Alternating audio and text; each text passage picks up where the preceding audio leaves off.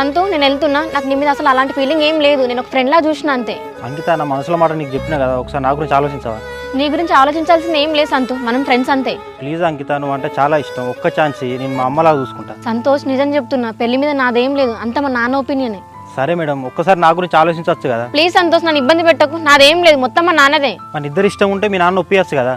అబ్బా సంతు మా daddy call చేస్తాడు. హలో నాన్న. బిడ్డ అన్నం తినలేదు, ఎక్కడో బిడ్డ? ఎడుపోలే నాన్న, మన ఊర్లోనే ఉన్నా, మా ఫ్రెండ్ వస్తే కలవడానికి వచ్చిన. తినకపోదు బిడ్డ, తొందర ఇంటికి రా, అన్నం తినకపోదు. సరే నాన్న వస్తున్నా.